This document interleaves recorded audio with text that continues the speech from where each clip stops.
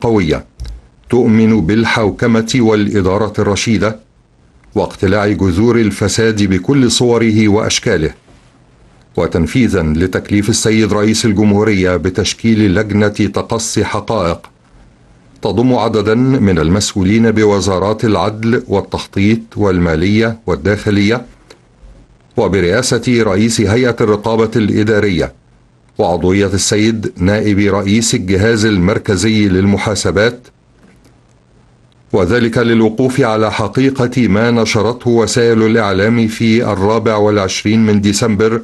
عام 2015 من تصريحات منسوبة للسيد رئيس الجهاز المركزي للمحاسبات عن اكتشافه وقائع فساد خلال عام 2015 تجاوزت قيمتها 600 مليار جنيه. وفي هذا الإطار فقد تم تحقيق الاتصال بالسيد رئيس الجهاز المركزي للمحاسبات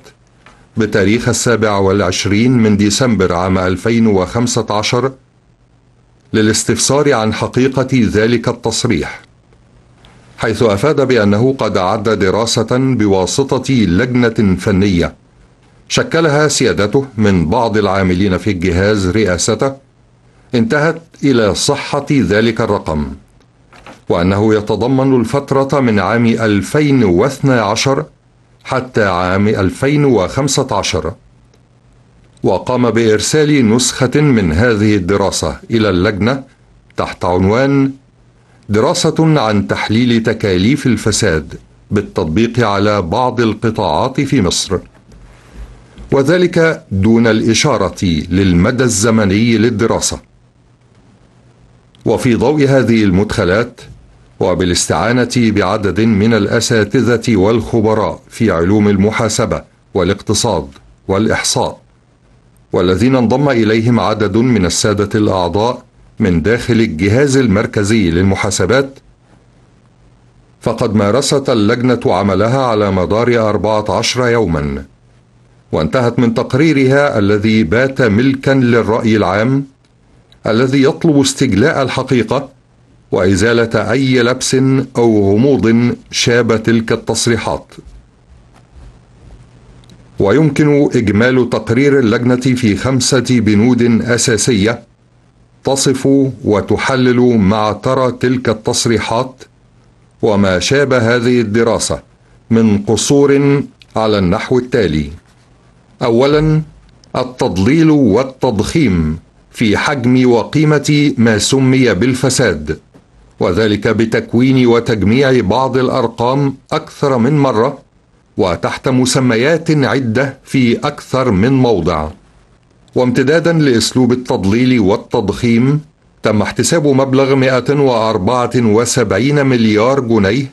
تمثل تعديات بمدينة السادات كأموال مهدرة على الدولة، على الرغم من إثبات إزالة أجهزة الدولة لتلك التعديات بالكامل عام 2015.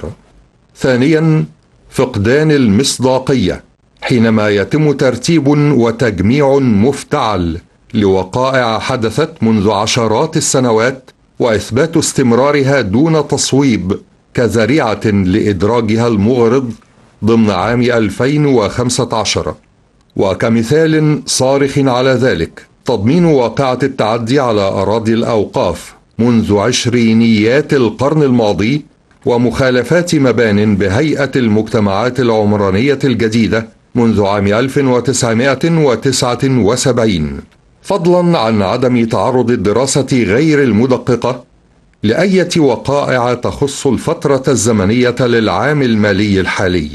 خاصة وأنه قد تبين عدم الانتهاء حتى تاريخه من إعداد التقارير السنوية المجمعة عن العام المالي 2013-2014 وكذا عام 2014-2015. ثالثا، الإغفال المتعمد فيما تم اتخاذه من قرارات حيال ملاحظات سبق إثباتها في تقارير الأعوام الماضية، وتم الرد عليها وإحالة بعضها لجهات التحقيق عند المقتضى، سواء النيابة العامة أو النيابة الإدارية، وتم اتخاذ إجراءات حاسمة إما بالحفظ أو الإحالة للمحاكمات، وصدر أحكام في بعضها بالبراءة أو الإدانة، والأمثلة أيضا عديدة.